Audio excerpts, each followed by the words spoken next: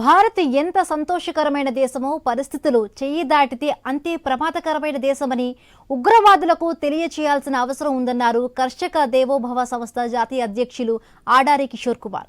దేశంలో mock drill నిర్వహిస్తున్న సమయంలో దేశ రక్షణ బలగాలకు అవసరాన్ని బట్టి సేవలు అందిస్తామంటున్న కిషోర్ కుమార్తో మా విశాఖ ప్రతినిధి రాజు ఫేస్ టు ఫేస్.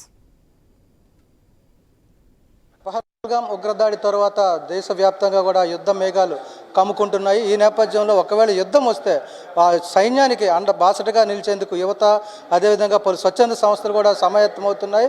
ఈ నేపథ్యంలో మాక్ డ్రిల్ నిర్వహించేందుకైతే రాష్ట్ర ప్రభుత్వం నిర్ణయం తీసుకుంది. దేశవ్యాప్తంగా కూడా కేంద్ర హోం మంత్రిత్వ శాఖ ఆధ్వర్యంలో ఈ నిర్వహిస్తున్నటువంటి మాక్ డ్రిల్కి సంబంధించి కూడా పూర్తిగా స్వచ్ఛంద సంస్థలు కూడా ముందుకు వస్తున్నాయి. వాళ్ళకి బ్యాక్ ఎండ్గా నిలబడతామంటూ కూడా చెప్తున్న పరిస్థితుల్లో మనతో పాటు కర్షక దేవోభవ సంస్థ జాతీయ అధ్యక్షులు ఆడారి కిషోర్ కుమార్ గారు ఉన్నారు.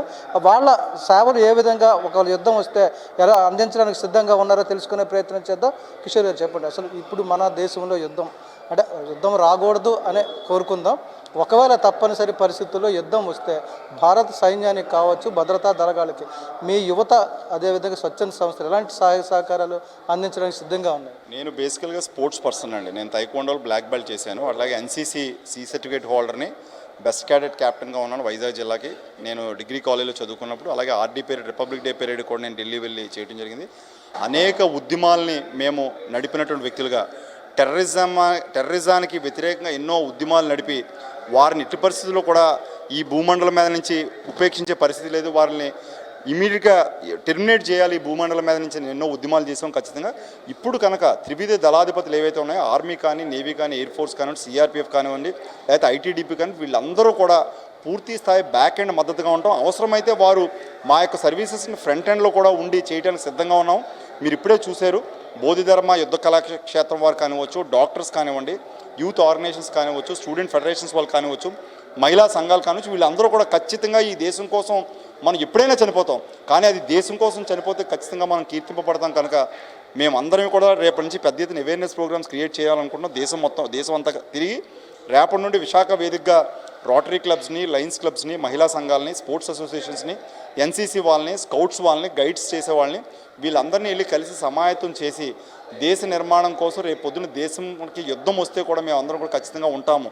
గతంలో ఈ దేశానికి పోరాడినటువంటి అల్లూరి సీతారామరాజు గారు కానివచ్చు, ఈ దేశానికి సుభాష్ చంద్రబోస్ గారు ఆజాదీ హిందీ ఫౌజ్ అని పెట్టి ఈ దేశం కోసం పనిచేసిన వ్యక్తుల యొక్క స్ఫూర్తిని తీసుకొని ఖచ్చితంగా ముందుకు వెళ్ళడానికి మేము అందరం కూడా సిద్ధపడతా ఉన్నాం, సిద్ధంగా ఉన్నాం. రేపు మాక్ డ్రిల్ నిర్వహించబోతుంది విశాఖపట్నంలో. అంటే దేశంలో సెకండ్ కేటగిరీలో విశాఖపట్నం ఒకటి ఉంది. అంటే ఉగ్రదాడులు జరగడానికి ఎక్కువ అవకాశాలు ఉన్నటువంటి సెంటర్లో విశాఖపట్నం ప్రధానంగా పేరు వినిపిస్తుంది. మరి దీనికి సంబంధించి రేపు నిర్వహించేటువంటి మాక్ డ్రిల్లో మీ పాత్ర ఏ విధంగా ఉంటుంది? మాక్ డ్రిల్ గవర్నమెంట్ కనుక డైరెక్ట్గా మమ్మల్ని ఇన్వాల్వ్ చేస్తే మేమందరం కూడా పూర్తి స్థాయి ఫ్రంట్ ఎండ్లో ఉండడానికి సిద్ధంగా ఉన్నాము.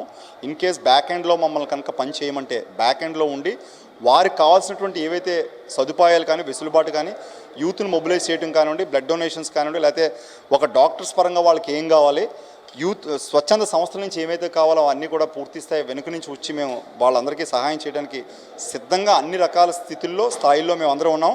మరి మీరు చెప్పినట్టుగా విశాఖపట్నానికి రెడ్ అలర్ట్ కూడా ఉంది. గతంలో సబ్మెరైన్స్తో పాకిస్తాన్ వారు మనపై దాడి చేయడానికి వచ్చినప్పుడు మన యొక్క నేవీ పూర్తి స్థాయి వాళ్ళని తిప్పికొట్టడం జరిగింది.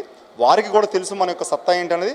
అందువల్ల ఇక్కడ ఉన్నటువంటి ఈస్టర్న్ నేవల్ కమాండ్ కానివచ్చు, ఐఎన్ఎస్ సర్కార్స్ కానివచ్చు, శాతవాహన కానివచ్చు, ఇవన్నీ కూడా నేవల్ ఆర్మమెంట్స్, నేవల్ డిపోస్ అన్నీ కూడా ఇక్కడ ఉన్నాయి. కనుక ఇది సెన్సిటివ్ ఏరియా కనుక ఇక్కడ వారు ఫోకస్ పెట్టడానికి ఉన్నప్పటికీ కూడా మన వాళ్ళందరూ కూడా పూర్తి స్థాయి సంసిద్ధతతో ఉన్నారు. ఎన్సీసీ వారు కానివచ్చు, లేకపోతే స్కౌట్స్ అండ్ గైడ్స్ వారు కానివచ్చు, ఎన్ఎస్ఎస్ వారు కానివచ్చు, వాలంటరీ ఆర్గనైజేషన్స్ అన్నీ కూడా మేము రేపటి నుంచి వాళ్ళతో మాట్లాడతాం, రౌండ్ టేబుల్ కాన్ఫరెన్స్లు పెడతాం, వాళ్ళందరూ సమాయత్తం చేస్తాం. అవసరమైతే వాకర్స్ ఎర్లీ మార్నింగ్ మీరు చూసినట్టయితే విశాఖ నగరంలో చాలామంది, కొన్ని వేల లక్షల మంది వాకర్స్ ఉంటారు, స్పోర్ట్స్ వాళ్ళు ఉంటారు, వాళ్ళందరినీ కదిపి అవసరమైతే మేము అందరం కూడా ఖచ్చితంగా పాకిస్తాన్కి వెన్ను విరిచే విధంగా మేము అందరూ కూడా పూర్తి స్థాయిలో ప్రయత్నాలు చేయడానికి సిద్ధంగా ఉన్నాం. రేపు నిర్వహించేటువంటి మాక్ డ్రిల్ ఏదైతే ఉందో ఏ విధంగా ఉంటుంది? అంటే అసలు మాక్ డ్రిల్లో ఏం చేస్తారు, ప్రజలకు ఎలా అవగాహన కలుగుతుంది? అంటే మాక్ డ్రిల్ యొక్క ముఖ్య ఉద్దేశం ఏంటంటే త్రివిధ దళాధిపతులు కాకుండా ఫైర్ ఫైటర్స్, అట్లాగే పోలీస్ డిపార్ట్మెంట్ వాళ్ళు, ఎన్సీసీ, యూత్ ఆర్గనైజేషన్ వీళ్ళందరికీ ఒక అవగాహన, అవేర్నెస్ కల్పించి రేపు మాక్ డ్రిల్లో యుద్ధం కనుక వస్తే వీళ్ళందరినీ బ్యాక్ ఎండ్ ఉంచి పోలీస్ డిపార్ట్మెంట్ వారితో పాటు వీళ్ళందరికీ కూడా యాన్సిలరీ యూనిట్స్గా వీళ్ళందరినీ పక్కన ఉంచి వీళ్ళ సహాయ సహకారాలు కేంద్ర ప్రభుత్వం ఎప్పుడు ఆర్డర్ ఇస్తే ఆ ఆర్డర్ని తోచా తప్పకుండా పోలీస్ డిపార్ట్మెంట్ వాళ్ళు ముందు వెళ్తారు. ఈ మిగతా ఆర్గనైజేషన్స్ అన్నీ కూడా బ్యాక్ ఎండ్లో ఉండి వారికి సపోర్ట్ చేస్తాయి. ఎందుకంటే పబ్లిక్ రేపు పొద్దున ట్రాఫిక్ ఇష్యూ ఉంటుంది, ట్రాఫిక్ని క్లియర్ చేయాలనుకున్నప్పుడు పోలీస్ డిపార్ట్మెంట్ వారు కానీ వారిలోకి వెళ్తే, ఫైర్ ఫైటింగ్ వాళ్ళు కనుక వారిలోకి వెళితే, ఈ యూత్ ఆర్గనైజేషన్స్ స్పోర్ట్స్ వాళ్ళు కలిపి ఈ యొక్క పబ్లిక్ కన్వెన్స్ ఎక్కడైతే ఇబ్బందులు లేకుండా ఉన్నాయో ఆ ప్రభుత్వానికి సపోర్ట్ ఫంక్షన్గా ఉండటం కోసం మాత్రమే రేపు మాక్ డ్రిల్ నిర్వహించడం జరిగింది. గతంలో కూడా దేశాలన్నీ కూడా యుద్ధ సన్నాహాలు జరిగినప్పుడు మిగతా వాళ్ళందరినీ కూడా ప్రేరణ దిశగా మనందరం కూడా సమాయత్తం అవడంతో పాటు దేశానికి యుద్ధం జరగబోయేటువంటి పరిస్థితిలో మనం కూడా ముందుండాలనేటువంటి ఆలోచన తీసుకొని రావడం కోసమే ఈ యొక్క మాక్ డ్రిల్. Thank you. ఇది మొత్తంగా చూసుకుంటే ఏదైతే కేంద్ర ప్రభుత్వం ఆధ్వర్య సూచనల మేరకు రాష్ట్ర ప్రభుత్వం నిర్వహించిన మాక్ డ్రిల్ పరిస్థితులు ఏవైతే ఉన్నాయో వాటికి అనుగుణంగా దేశ రక్షణలో కూడా యువత పాత్రతో పాటు స్వచ్ఛంద సేవా సంస్థల పాత్రలు, అదేవిధంగా వైద్య రంగానికి, పోలీస్ రంగానికి సంబంధించినటువంటి సేవలు ఎప్పుడు అవసరమైనప్పటికీ కూడా మేమంతా సిద్ధంగా ఉన్నాం. భారతదేశంలో జీవించడమే కాదు, భారతదేశ స్వాతంత్రానికి, భారతదేశానికి వచ్చేటువంటి ముప్పుని తిప్పి కొట్టేందుకు కూడా మేము సిద్ధంగా ఉంటామని చెప్పి కిషోర్ కుమార్ తెలియజేస్తున్న పరిస్థితి. వీడియో జర్నలిస్ట్ స్వామితో రాజు, ఐ న్యూస్, విశాఖపట్నం.